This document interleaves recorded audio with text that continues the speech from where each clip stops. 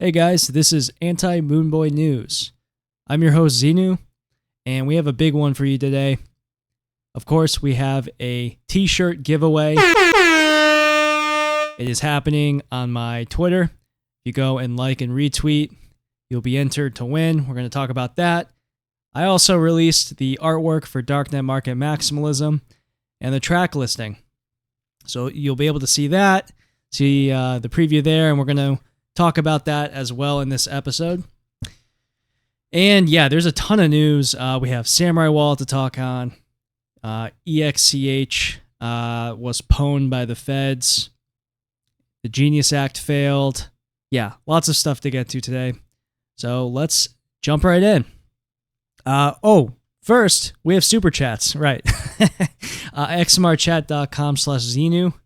If you'd like to participate in the future, you can send me a donation and I'll react to your comment on the show. So, first one here is from Fiat Demise.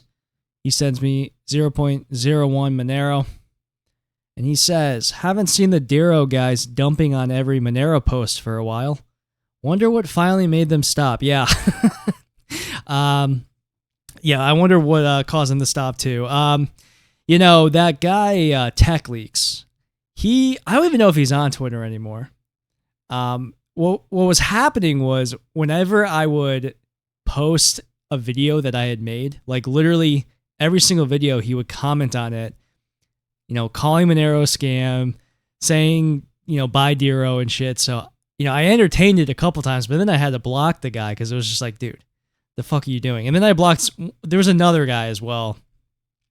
I forget his name. Honestly, it was probably the same person because I don't think there can be like two people as retarded as Tech Leaks. I hope not, for the sake of humanity. I really hope not.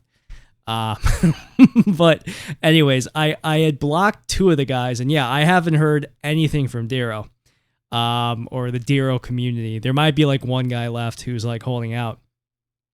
What's funny though is next week is the 1 year anniversary of Tech Leaks welching on the bet with Luke Parker. So for those who don't know, basically a year ago, Luke Parker, I forget actually how the story went, but basically there was a bet between Luke Parker, who's a researcher for Monero, and this guy named Tech Leaks about whether or not he could decrypt a transaction of Dero, and Luke Parker actually was able to do it. So he found this like vulnerability, and the guy Tech Leaks welched on the bet because he's a pussy. So that is the lore of that. Dero sucks. The guy who runs the project, Captain Dero, he's abandoned the project. No one's fixed this vulnerability over the past year. So I think the reason no one's talking about it is because I think that Tech Leaks was literally the Dero community. It was just him. And also the project's abandoned. And I think their price action's probably really bad too. So moving on, the next super chat is from https://alexanarcho.live. He donates 0.03 XMR. And he says, found your podcast through Monero Talk. Instantly loved your approach and looking forward to the Darknet market thing. Let the Agora rise. Monero won't be stopped. Also, XMR Chat is effing amazing. Let's get all content creators on here. Thank you very much for that donation. I'm happy you're looking forward to Darknet Market Maximalism. Stay tuned because I'm going to do a little preview of it in a couple minutes after I wrap up these super chats. We got to build parallel economies, right? We have to focus on usage of cryptocurrency and not just chart watching, because that is lame. Now, regarding XMR Chat, I agree. This service is great. Pretty smooth. I haven't really had any issues. And I know a lot of people are now starting to adopt it. I was, I guess, an early adopter of it.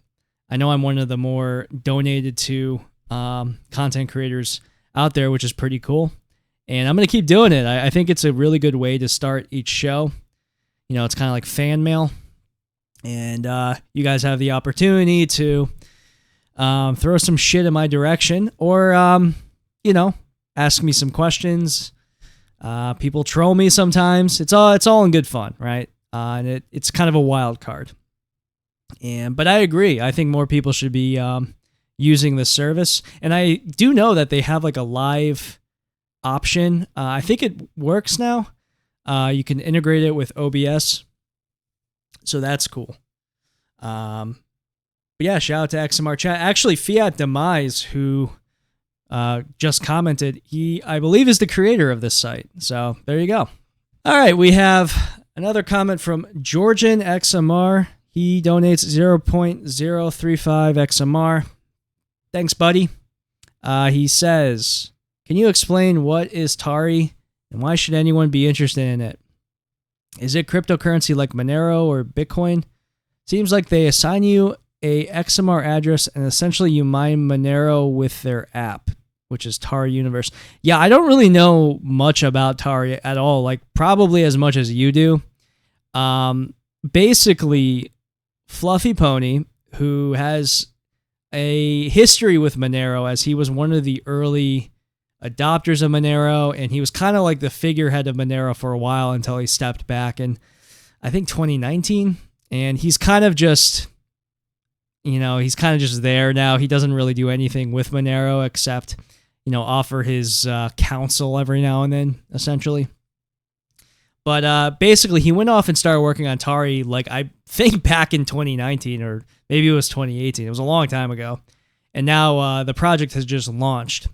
Now, Tari is its own separate cryptocurrency as far as I understand it. And I think you are mining it because in the future, you'll be able to use it for, like, I think smart contracts and NFTs, things of that nature.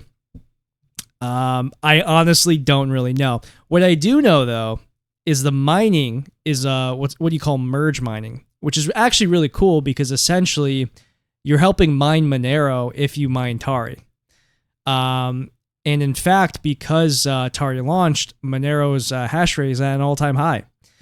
So that is actually pretty based. So by that alone, I like the project, but I really don't know much about whether or not you can even use it because, it's not on any exchanges and you can't really build anything on it yet. In fact, I think you can't build anything, right? So you're kind of just mining it to get it early because in the future it's going to be on exchanges and you would imagine there would be a price pump. So it's kind of like a speculative play right now, which obviously we here at Anti Moonboy don't really care about that, but that's how at least I view this right now. It's definitely not something that you're buying to use. You're buying it mostly as speculation, and maybe down the line you will be using it for NFTs. And by the way, not saying that isn't a use case.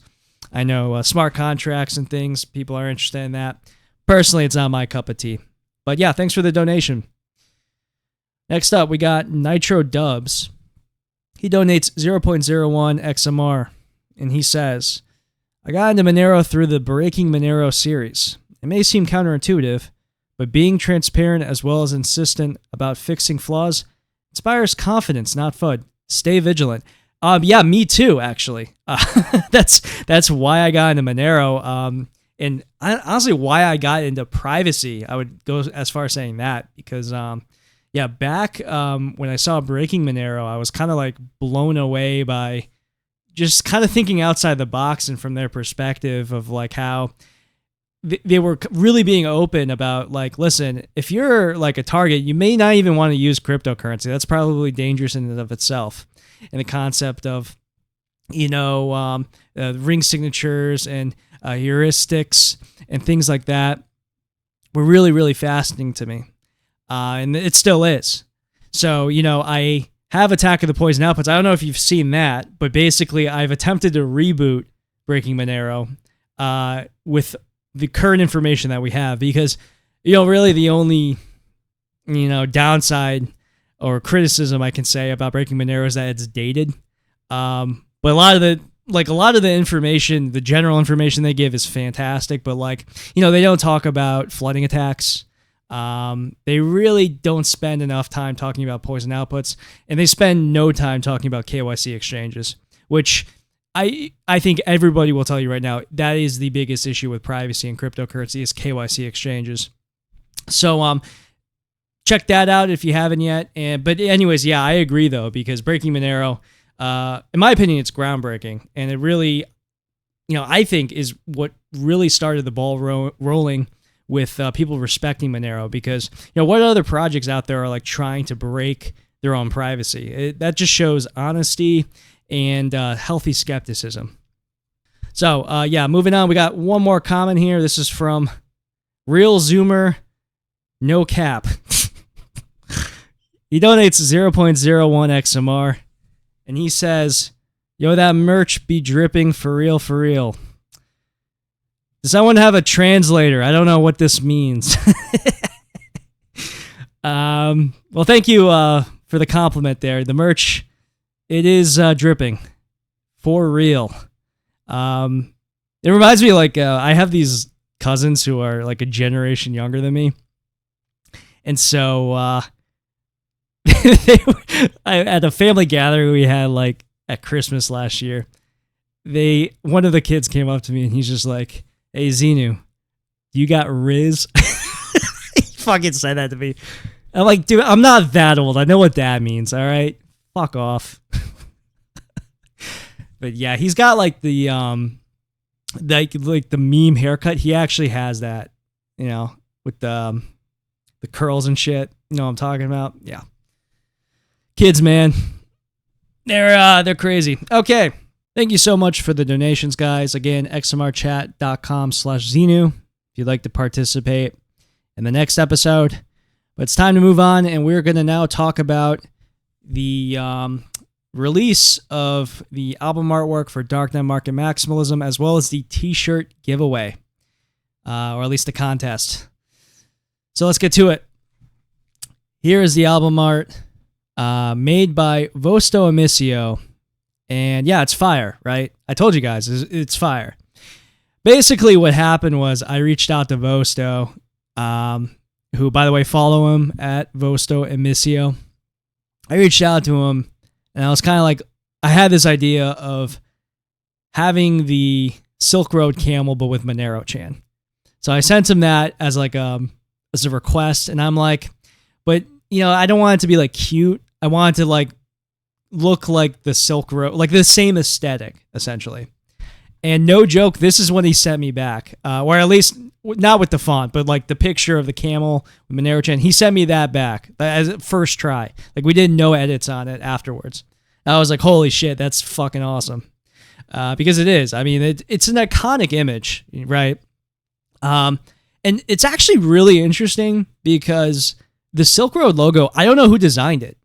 If anyone has that information, would love to hear it, because whoever designed it unknowingly made this like iconic image, right? You see the Silk Road logo, it's like, oh shit, right?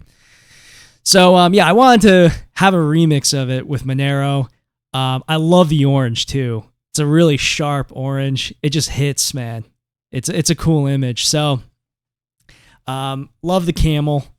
And yeah, this is a manifesto. It's basically me talking about why cryptocurrency sucks now, and why looking at darknet market cryptocurrency usage is actually like the life hack. It's the way to cut through the BS and see what projects that matter. So much of cryptocurrency these days is like, I don't know, it's kind of like these like nerds who are like talking about tech. Not that there's anything wrong with that, but like what really matters for a cryptocurrency project, in my opinion, is that energy of cypherpunk anarchism. That energy, that's what propels a cryptocurrency forward, okay? If you don't have that energy, your project is only reliant on price pumps, right? If you have that energy, though, your project will be here to stay because people love it, and they believe in it, and they want to use it, right? And that's why Monero is used so much, because people like, they passionately believe about it, like myself. Like I use Monero all the time because I believe in it. And it has this like raw, crypto anarchist kind of perspective. So anyways, that is kind of in a nutshell what the manifesto is about. Now, on the back cover, let me pull it up here. Yeah, the back cover. So I had this drawing made, and I'll have to pull it up on my computer. I don't have it in front of me now, but I also had a reference image. So I had this reference image I found of this like old guy next to a camel. It's a really cool image, and I'm like, okay. I also sent this to Vosto, and I'm like, listen, I want this made. I want this to be for the back cover with the camel, but with Monero chanting next to it, like about to feed it. And again, this is the first thing he sends me. The guy's a freaking fantastic, right? So I was like, that's it, perfect, and this is the result. Now going through the track list, yeah, I introduced the concept of it. We then talk a lot about Moonboys, because Moonboys, in my opinion, is the biggest threat against cryptocurrency right now, because they're essentially the majority of cryptocurrency quote-unquote users, and they only care about the price. And because they only care about the price, they sell out, right? They are openly in favor of regulations because it means the number goes up. And this is problematic. And how they are enticed is by Michael Saylor selling them, all these fantasies, and by promising that there's going to be global adoption right around the corner, and that people will be begging you for scraps with the Bitcoin that you own because you sold everything to buy as much Bitcoin as possible. Or not even just Bitcoin too, all these other cryptocurrencies as well. And yeah, that type of mindset is really bad because, again, it's not based off of idealism, right? It's just based on greed. And that's so hollow. It lacks soul, right? So I spent a lot of time talking about that, about how cryptocurrency lost its edge. And then we talk about, Joe the Mechanic. I've kind of gone over this in podcasts recently. I had a couple interviews, and I bring up this kind of concept of Joe the Mechanic, who is a normie who wants to buy drugs on the internet. How is he going to go through that process? He's literally just going to follow what everybody else is doing, which is using Monero. Like, he's not doing research. He's not reading white papers. He's not like considering the differences between, Monero's technology and Zcash's technology. He's just using what everyone else is using because he has no time for that, right? So that, we're looking at the free market of cryptocurrency usage in a way that is just completely void of Moonboyism. We're looking at it in a cold, rational, grounded manner. And that is missing from cryptocurrency right now. So much of it is just like with this like starry-eyed, expression, looking in the future, like, oh my God, this is so amazing. Like, that type of mindset is so fucking lame. If you have like a grounded look at how cryptocurrency usage is right now, the usage is all speculative. For like 95% of cryptocurrency, quote unquote, usage is speculative, if not more. But with darknet markets, it's different, right? It's actually utilization. And so Joe the Mechanic, I think, is very important to study because this is somebody who needs to use cryptocurrency, but he doesn't care about cryptocurrency.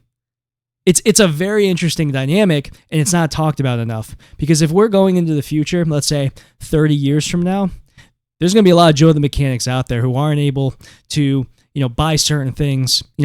They won't be able to go buy meat, right? Because of some carbon taxes, or I don't know. And because of that, they're going to need Monero. Things like that. We also have an ode to Ross Ulbricht. This is actually the first thing I wrote. I was going to release this separately, but then I kind of tacked it on. I have a short little thing I wrote about him. We then talk about how cryptocurrency is used, or let me back up. We talk about the development of cryptocurrency over time on darknet markets. I'm not really providing like a lot of like stats because like you can't really find statistics on darknet markets. Or at least like a lot of it is inflated. It's very difficult, right? Because like people aren't trying to publish like transaction data from these markets, right? That would be bad OPSEC.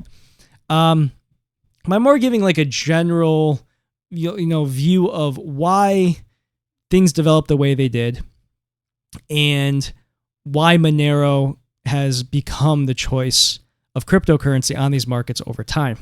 And I have theories about that. Again, the idealism behind the project is really the main focal point. This is what has really pushed Monero to the top, because like people are just so passionate about it from that, perspective, idealism. But there's all these other things too that, work into that as well. So that is a big thing to talk about. And lastly, the cloud building stage, which is what Monero is in right now, where it's building a lot of respect. And that respect will inevitably lead to Moonboyism. I do believe that this is the case. I'm kind of already witnessing it.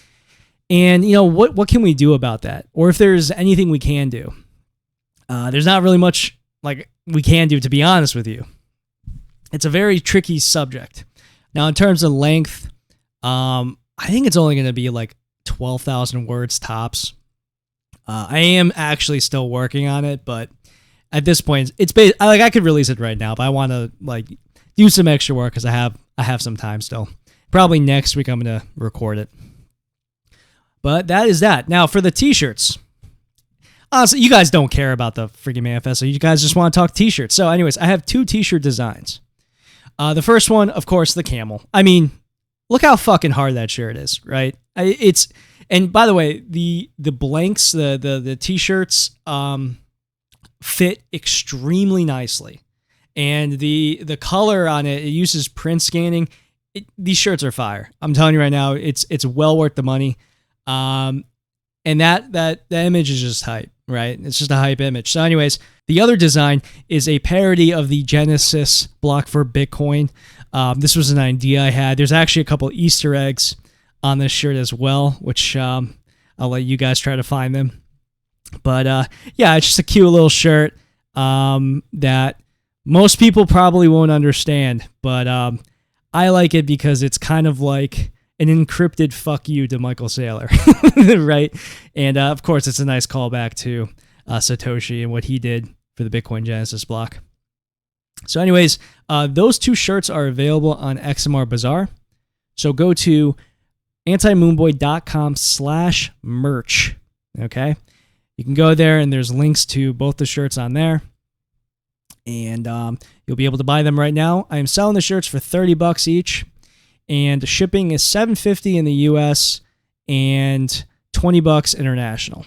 All right. So, in fact, I have sold a few already. One person does live in Europe, so I'm sending it to Europe tomorrow, actually. So it's pretty cool stuff. Now, regarding the Twitter giveaway, if you go on my Twitter page, you can like and retweet the giveaway post, which I'll show here. You'll find it on my Twitter timeline if you go on it. And that's all you need to do. You'll then be entered, and I'm drawing 2 names from the people who do that, okay? And if you win, I'll send you a shirt for free. So you don't even have to pay for shipping or anything. It's all on me. So I might eat $50 for you, okay? If you live in Europe, I'll pay for the $20 shipping just for you. So that's going to be fun. And additionally, if you don't have a Twitter but you want to participate, shoot me an email and just send me a 0.01 XMR donation. That's all you need to do. Just send me the transaction ID and say, hey, I want to be entered in the contest, and you'll be entered in. All right? Or, I don't know, come up with something else and I'll throw you in, throw you a vote. Okay, you got to do something, though. I don't know. But anyways, that is that. So the T-shirt giveaway, that ends on the 17th. So we have, what is math? 5 more days until that ends. So you got time, but I encourage you to do it. And, and if you do buy a shirt and you win the contest, I'll send you your money back. So you can do that as well. Okay, so that is the channel update for this week. And let's now move on to some news. So we're going to start this week talking about Samourai Wallet and the ongoing shit show with this court case that is upcoming. Now, last week, I spoke on this, and, I brought up the fact that the fact that there's still a push to have this case go forward. The fact that they made a whole show of arresting these guys, raiding their homes and all that, it shows you like how corrupt this whole process is, right? And so this week, we received even more confirmation of this fact. This is even worse. And basically, we have information here that FinCEN had explicitly told the Samourai Wallet prosecution that the developers did likely not need a money service business license due to the non-custodial design of their service. By the way, this is from The Rage. I'm reading an article here. The article continues, the statements were made prior to the indictment of the developers, stating that the registration requirements for non-custodial wallets had previously not been addressed by the regulator. So FinCEN is the Financial Crimes Enforcement Network. And they were contacted by the prosecution. And they told the prosecution, yeah, we don't agree with arresting these guys. And despite that, the Southern District of New York went ahead with the prosecution anyway. And what makes this worse is they failed to disclose FinCEN's assessment of whether Samourai Wallet developers had broken the law for close to a year. Samourai Wallet requested a hearing to discuss potential remedies to SDNY's conduct, including the dismissal of charges. So basically, they knew that the charges were probably bogus. They were told that. They continued on anyway. And these guys are real pieces of garbage. So the article continues. According to the prosecution, there is no basis for a hearing, nor is there anything to remedy, arguing that the disclosure itself shows that the government has not violated Brady, a procedure in which the government is required to hand over all exculpatory evidence 2 weeks after the indictment at the latest. The reason that SDNY did not violate Brady, the prosecution argues, is that the individual employees of FinCEN were not speaking on behalf of FinCEN. They were not providing FinCEN's opinion. They did not have a sense of what FinCEN would decide if this question were presented to their FinCEN policy committee. According to the prosecutors, FinCEN's assessment of the charges against Samourai Wallet were merely informal individual opinion expressed by two FinCEN employees during a phone conversation regarding whether those employees believed that Samourai needed to register as a money transmitting business under FinCEN's regulations and public guidance. That the government even decided to disclose such informal individual opinions, according to the prosecutors, demonstrate its complete commitment to meeting its disclosure obligations beyond the strict requirements of Brady v. Maryland, because courts have repeatedly held that these types of legal opinions or opinions of any kind are not Brady material, not facts.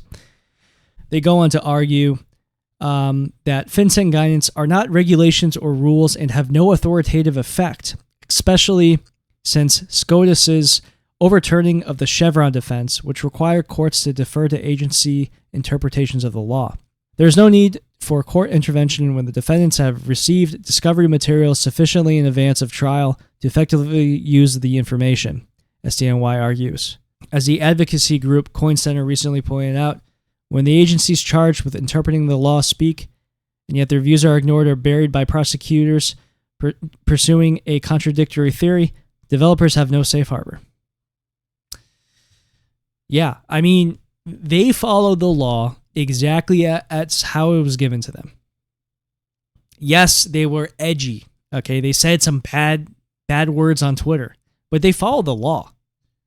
And now we're finding out that the feds were told, yeah, they're following the law. The article ends saying, the disclosure has no bearings on the core conduct. So the article then goes on, and here's another quote from SDNY. They say, driving force of the charges against the defendants is their willful participation in a scheme to commit money laundering and to profit from that criminal business. Further citing Samourai Wallet's marketing material and communications. Specifically, SDNY is referring to instances where Samourai developer Keon Rodriguez retweeted posts made by Samourai Wallet users encouraging hackers to launder funds through their service, deciding to offer a 20% discount on Whirlpool fees due to the hacking incident. Prosecutors further highlight that Rodriguez had told an associate in a WhatsApp chat that Samourai Wallet did money laundering for Bitcoin. As SDNY aims to show at trial, the defendants carried out a large-scale, multi-year money laundering conspiracy, laundering over $100 million of crime proceeds. So basically, they're taking these edgy tweets that they made, which I'm sure are like way out of context for what they're trying to argue. Because what they're basically saying is that they knew all the Bitcoin going into it and exactly what it was used for, and they were trying to launder specific crimes. When the reality is they just created a service, and that service was being used. So they have to like... So they have to like pretend they don't know that criminals are using their service. Is that what we're getting to? Where I'm not aware that people are laundering their money through, Whirlpool. Is that what they were supposed to do? Right? This was a service being used by regular people, not just people who are committing crimes. And I would ask the prosecution, okay, show me where the Whirlpool was tracked from beginning to end by the Samourai Wallet coordinators. Show me how they were able to trace the funds. Oh, they had no idea where things came from? Okay, right? They didn't know anything about what was going where. Just like the post office. You send mail, and people send drugs through the mail. Does that mean the post office is committing crime doing that? No, it's just the post office. I'm starting to get a little tired of people acting like the Trump administration is so much better for cryptocurrency, because this case and Tornado Cash, they're still going forward with them. Okay? They haven't changed course on these at all. They put out a memo. Okay, well, what happened after that? Freaking nothing. They put out that DOJ memo. Hey, we're going to stop charging people for these. And then they continue charging people for these things. Now, this week, the Monero price continued to pump, and I did want to just comment on this briefly because it's what everyone's talking about. It is news, a lot of which because the potential reason for this is that someone is continuing to launder that $330 million of Bitcoin that was stolen. Now, there's no proof of that, so this is all speculation, but that could be the case. Because Monero really is starting to trend up pretty significantly. It was so bad. I got a little funny story about this. So I was at work on Saturday. I'm in the shop, right? And I get a text from my dad. Okay. And my dad just texted me 331. 331. That was a text. And I'm like, what the fuck does that mean? And then come to find out, that was the USD price of Monero. My dad evidently is a Moonboy. Thanks, Dad. I gotta sit him down and play on my podcast. But no, it was funny though because but yeah, he does kind of like keep up with the price of Monero because he knows that I'm involved with it. Yeah, I mean, I don't really have much to say here. I think in general, the overall response that I'm saying on Twitter is, it's Moonboyish, but I think it's relatively grounded, and I think people are being pretty mature about it so far. It's been a long time coming too. That I do understand, where, especially with that Binance delisting, there was a lot of people who were obviously hit on that. The people who were doing cold storage Monero. I can see why they'd be upset about that because, it was all fake Monero anyway, right? I think it was all paper Monero. But yeah, we're seeing it kind of slowly uptick. So who knows? We'll see what happens with that. And if it does recover on the ratio, will we see Bitcoiners jump ship? I kind of doubt it, but you never know. I forgot who'd said. No, it was Doug. Doug told me we got to get Barron Trump to talk about Monero. And I really cringe at that because, like, if Barron Trump did, like, fucking wear a Monero Chan t-shirt or whatever, like literally that's what would cause a price pump. Which really sucks from my perspective because, like, I really care about digital cash, right? I'm so passionate about this stuff. And then, like, something fucking stupid like that can completely ruin a project beyond repair. I mean, okay, Monero wouldn't die if there was a bunch of Moonboys that came in here, but, like, it would be hard to control. It'd be like a total infestation of these like rats who don't care about privacy and are willing to compromise. But yeah, shout out to the holders. You guys had a good week, so there you go. All right, we're now talking about eXch. And I gotta be honest with you guys, this is just smelling fishier and fishier. I don't know what's going on here, but I'm not sure what to believe anymore with what's going on. So basically, like a month ago, the Bybit hack happened, largest hack in history. And the funds were sent through various exchanges, but primarily eXch was being named by the media. This is a non-KYC exchange. That site was used. Okay. After the hack happened, the owners of eXch, they put out a post on Bitcoin Talk, and they said that they are changing their location, I think is the wording they used. I don't have it in front of me. But they were like reconfiguring who owns the website, and they were going through this change or something. It was a weird kind of message, but like they said they were feeling heat from law enforcement. So then, after they put out that message of like, oh, we're changing ownership, then like a week ago, they put out another message and they said, oh, hey guys, we're shutting down shop. We're just going to close down. We have too much heat from law enforcement. And again, I'm like, well, it looks like these guys are being targeted. I knew this was going to happen. These feds, they're going to start going after CoinSwap services. CoinSwap services, they're being targeted, right? And it really pisses off law enforcement that these sites exist on the ClearNet. And so what happens this week, their servers were seized and their sites were shut down and $34 million worth of crypto was taken. And this happened in Germany, evidently. Now, from the press release, it says here that, all these assets were secured. And it says that the operators initially announced short-term that they would discontinue their service on May 1st.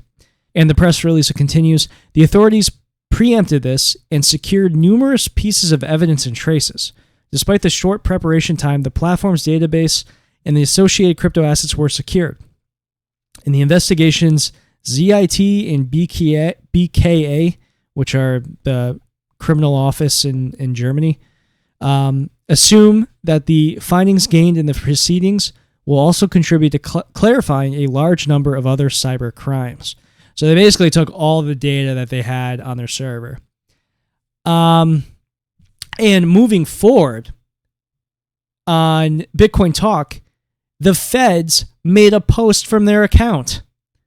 Look at this. The feds made a post. It says, to users of the recently dismantled cryptocurrency exchange, this message is issued by the Dutch Fiscal Information and Investigation Service, FIOD, and the Bundeskriminalamt, BKA. It's a German word. Sorry, Germans who are listening to this. Anyway, the post then reads, the service has been taken offline as part of our enforcement action. We're actively investigating individuals involved in money laundering and other illegal activities through the swap service. Some question actions from law enforcement regarding crypto services. We want to make one thing clear. This action is not an attack on privacy. We respect the right to privacy and recognize its importance in the digital age. However, when services are heavily abused to commit crime, we will act. We urge everyone involved in illicit activity to cease immediately. The legal consequences can be serious. Our mission is to protect the integrity of the financial system, hold those who exploit it accountable. Privacy is not the problem. Criminal misuse is. Sincerely, FIOD and BKA. Obviously, they're full of shit that they care about privacy, but whatever. Here's the thing, guys. This is all just very smelly to me. I've been involved in crypto for a while. eXch, I hadn't really heard of them. I don't know. They were an exchange, but I had not heard them recommended a lot by people. But whatever, they existed and they were used, evidently. But all of this stuff with them changing ownership and then them deciding to shut down and then suddenly their servers get seized, I kind of get the feeling their servers were already seized. You know what I mean? This just smells like a honeypot. Am I the only one? This is just really weird. I don't know. It's possible that they know who these guys are and they're about to arrest them, which, also very possible where, perhaps they have a good idea of who's committing this crime and they just only have the servers and they're just building their case. Very plausible. But I don't know. It just smells a little fishy. And part of the reason why I'm skeptical of this is because I really do think that law enforcement is looking for a way to target CoinSwap services. They hate them, right? And so this could be their foot in the door to finally start going after these services. So yeah, I am sorry. This is a little conspiracy, tinfoil conspiracy, because I'm kind of just speaking off the cuff here. But this is just a weird story where these guys are just saying, oh, we're changing ownership. And then, oh, hey, we're shutting down like a week later. And then their servers get seized a week after that. Yeah, I don't know. Very odd. Maybe they were already on the lam or something. I'm sure we're going to get more updates on this story, though, because it is ongoing. And, yeah. Okay, next up, we got Jack Mallers. And he is moving into the business of crypto lending. Strike, the Bitcoin Lightning-based payments app founded by Jack Mallers, has unveiled a new crypto lending program for individual and corporate accounts. The crypto credit sector is about half as big as it was in the height of 2021, following a market contraction that saw many of the centralized lenders go bankrupt. Basically, you give them a bunch of Bitcoin and they hold it as collateral and they give you money. Yeah, I mean, they're just showing you their hand, right? They don't care about cryptocurrency, peer-to-peer cash. It's just it's financial, traditional finance bullshit. I don't feel like talking about this anymore. Let's move on. The Genius Act. Okay, here's some good news. The Genius Act failed. Okay, the Genius Act, this was the stablecoins regulatory framework being proposed by Senator Looney Lummis, and it has failed. Here's the article here. Senate Democrats sank a key procedural vote Thursday on a first-of-its-kind crypto regulation bill after days of opposition amid growing ties between the digital asset industry and the Trump family. Known as the Genius Act, the legislation would create a regulatory framework for stablecoins, a type of cryptocurrency tied to the value of an asset like the U.S. dollar. The measure advanced out of the Senate Banking Committee with a bipartisan support in March, but has since lost Democratic support amid concerns about President Trump and his family business ventures involving cryptocurrency. In a 48-49 vote, the measure fell short of the 60 votes necessary to move forward. Two Republicans, Rand Paul and Josh Hawley, joined with all Democrats in opposition. The bill's advancement out of committee came before the announcement earlier this month that an Abu Dhabi-backed firm will invest billions of dollars in their Trump family-linked crypto firm, World Liberty Financial. The deal involves the firm buying $2 billion worth of stablecoins offered by World Liberty Financial. Damn, that's a lot of money. So yeah, I mean, I touched on this last week. In government, you have half the people already just completely against cryptocurrency. So these cryptocurrency bills, they're going to have a real struggle to pass just because half the people there don't like it. And, this is why a lot of this Bitcoin strategic reserve stuff is crap. Speaking of which, we got some Bitcoin strategic reserve news. In 2 states, we had these bills pass, okay? Dennis Porter, the Moonboy of 2024, if you've been a fan of this channel, I gave him that designation. He's kind of been in hiding, okay? For the past couple months, he's been in hiding because he really talked up a big game, and then all these bills failed, okay? However, he's come out now. He's back out, and he's pumped up because these 2 bills passed. He put out some tweets. He's all hype. And basically in Arizona and in New Hampshire, they passed these bills, okay? But then I started looking into these bills, and I quickly realized that it's not, these buying programs. Because, what they're trying to sell it as is that the governments are, buying lots of Bitcoin, right? That's the narrative. What it actually is in some cases, seizure of assets from people, as we will see in Arizona. And the other one, it's digital assets. And it's investment as a vague kind of term. not actually buying, a certain amount of Bitcoin every month. It's just allowing for it to happen. But like that allowance would require, more bills to be passed. Like I guess a budget. It would need to be incorporated in the budget, which we haven't seen yet. So that one, I guess, is a little better, but it's still not a Bitcoin reserve, as he is saying. Now, the Arizona one is interesting because last week I mentioned how the Arizona governor vetoed a bill. So I'm like, wait, what did they pass then? And it turns out they passed this bill in which digital assets are presumed abandoned if the rightful owner fails to respond to communications over a 3-year period. Once deemed abandoned, holders must deliver the digital assets to the Department of Revenue in their native form. The state's qualified custodians are authorized to stake these assets to earn rewards or receive airdrops. Any staking rewards or airdropped assets will be deposited into the new Bitcoin and Digital Assets Reserve Fund administered by the state treasurer, subject to legislative appropriation. That's it. They're not actually buying anything. They're just taking assets from people who don't claim them. Yeah. It's a nothing burger, but, Dennis Porter's doing a victory lap. And here's the Arizona bill, which I kind of briefly read through. And, they're just saying that, let's see here, an act relative to enabling the state treasury to invest in precious metals and digital assets. And that's pretty much what it is. It doesn't say Bitcoin a single time. Not once. It just says digital assets. So this is not a Bitcoin strategic reserve. It's a digital assets bill. It enables the treasury to invest in these things. That seems fine to me. This isn't like, taking a huge budget and just buying Bitcoin every month. It seems like relatively balanced. So my assumption is that they're going to maybe invest in local companies that are maybe a mining company for Bitcoin. Maybe that's what it will be. Or maybe ETFs.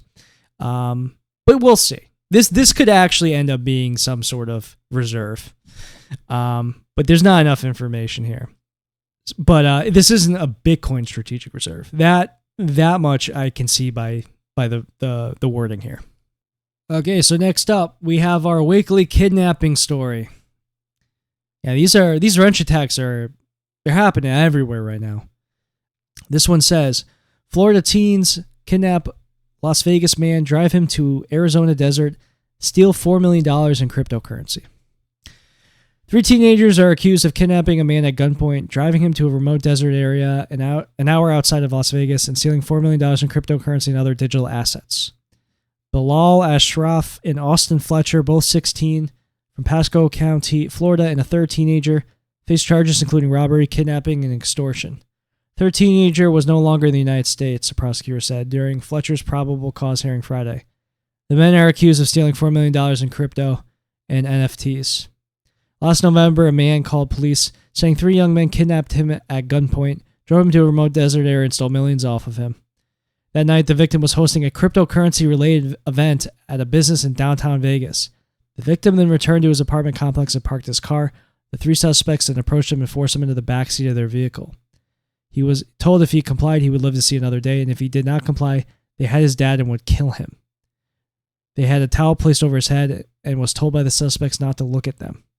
The young men demanded the victim's passwords and threatened him for access to his financial accounts. It also appeared that another person was directly speaking to the young men through a phone call, which the victim could not hear through a speakerphone. Which the victim could hear through a speakerphone. Police suspect the young men then drove the victim across the Nevada border to White Hills, Arizona, more than 70 miles in an hour's drive from Vegas. The victim walked 5 miles alone in the desert to reach a gas station where he called a friend to pick him up. They later tracked the possible suspect vehicle traveling from Florida to Nevada, specifically including the locations of the victim's apartment. In a separate vehicle stop in Mississippi, a gun involving a suspect's family member matched one in one of the teenager's social media profiles. The 3 teenagers were also involved in disturbances together at a Florida high school. So yeah, crazy shit. I'm telling you guys, if you're going to a crypto event, watch your back. Yeah, crazy shit, man. $4 million worth. They probably scoped this guy out at this party and then just stalked him back. Crazy. And this happened in America. This isn't that outlandish. So if you go to one of these events, just keep a low profile. Don't go over the top. Keep a low profile. Don't attract attention to yourself. And definitely don't bring your keys with you. This guy, I guess he was going back to his apartment, it looks like. I don't know. Maybe he had maybe he was showing off his NFTs on his phone or something. Anyways, let's move on. We have next. We're now on the Monero news. Okay. We got some Monero stuff. First off, the Monero network hash rate broke 5 gigahertz, I think, for the first time ever. That's 5 billion hashes from computers around the world every second. For reference, a AMD Ryzen 7 9800 processor produces 14,000 hashes per second. So that would be the equivalent of, let's say 350,000 of those AMD CPUs. And those are good CPUs. So good to see. The Tari merge mining is definitely having an impact on the hash rate, which is really just a feather in the cap for Tari. It is interesting because when Tari was in development, I don't think they had supported RandomX when it first started because Fluffy Pony did not support RandomX. But yeah, over time, RandomX has pretty much won everybody over. It's a fantastic implementation. It's a fantastic mining algorithm.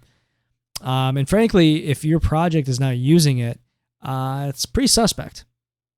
It is cypherpunk. It's one CPU, one vote. That's how it should be for proof of work mining. Not giving your hash rate to some ASIC mining monopoly, right? So I hope there's more projects like this. I know DarkFi was probably doing something similar. But yeah, all else equal, you're seeing increases in the hash, and that's a good thing. Now here's some bad news to build off of the good news of the hash rate going up. It has come to light, and this just broke a few hours ago. Fluffy Pony tweeted that supportxmr.com, which is one of the largest Monero mining pools, it looks like they are merge mining Tari, but they aren't giving any of their awards or block rewards, to the people who are giving them their hash rate. So essentially, they are stealing hash rate from people and using it to mine Tari. Yeah, obviously not a good look. I don't know, maybe they didn't know they were doing this, which I kind of doubt because they're mining a fuckload of Tari right now. So they should probably put out a statement or something. I do know that Monero Ocean, they did put out a statement and say, hey, because Tari is not available on any exchanges, we can't really give rewards to our users or something like that. But, they made their pool aware that, they were merge mining, blah, blah, blah. Yeah, but in this case, looks like they didn't. For support XMR, they're misleading their pool. So, yeah, not a good look. Now for some good news, Retoswap. Obviously, this is the application that was really driving growth. It's stealing from BISC's market share for decentralized peer-to-peer acquiring of Monero. There is now an Android app that is forthcoming. And it looks like my boy Vosta, who I mentioned earlier in this program, looks like he helped with the design of it. So, again, I haven't tried this out, but another cool thing to look forward to checking out. And if you have tried it, let me know. I'd be curious to see how well this works out. Next up, we have LNVPN now accepting Monero.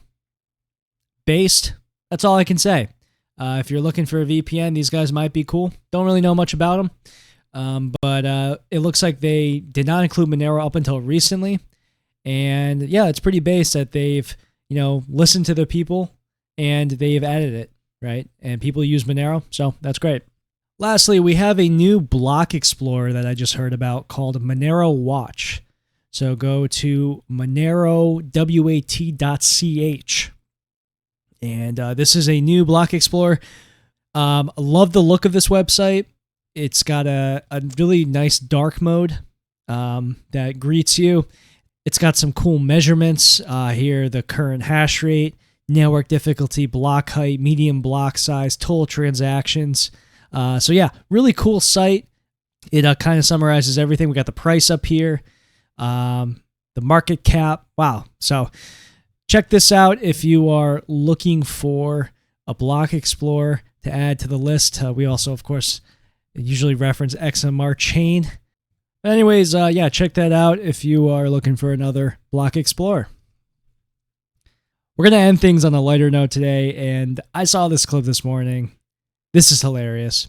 It's Trump being interviewed, and the title of this video, or the title of the tweet that clipped this video, says, "Every conversation about crypto with someone over 60. Okay, that's the title of this clip. And I want you guys to listen to this because it is a very accurate portrayal of how boomers talk about crypto. Let's take a listen. Ask you about something I don't think you've been asked much about, which is you've branded your own cryptocurrency. The coin's values actually surged recently after you announced that top holders would be invited to have dinner. I don't even know that. What did it surge to? What did it surge to? Yeah, what's it worth? You might as well tell me because I have no idea. Well, it surged. It surged. I will find it. Hold on one second. 5.2 or 58%. So 58%. To what number? That's not bad. 14.32. What? Billion? No, dollars per cryptocurrency. $1 billion? No. What's the number? I mean, what is the amount?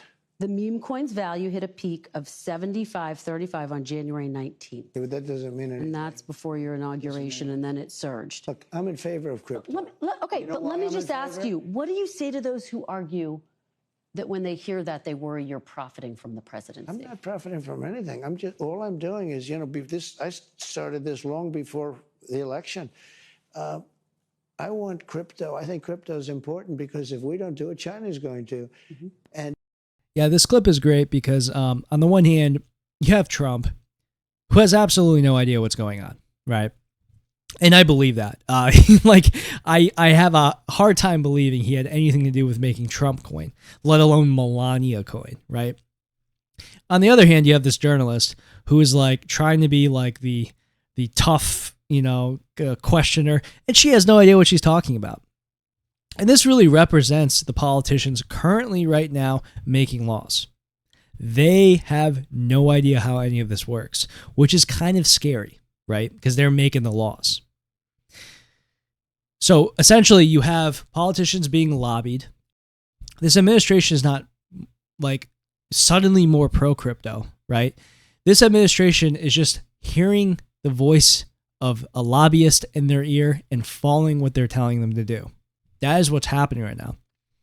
And the Democrats, they're just attacking Trump because they think he's getting rich without looking at, Nancy Pelosi, right? Right, and her stock options.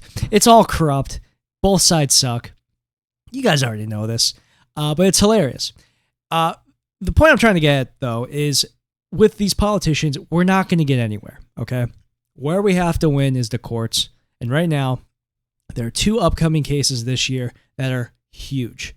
We got Tornado Cash and we got Samourai Wallet. So I really encourage everyone here to take some time and research these cases. You could just listen to my show because I talk about these cases. But we have to win these because through the courts, this is where we can get the most momentum. Because, waiting for politicians to pass laws in our favor, you're not going to win in that regard.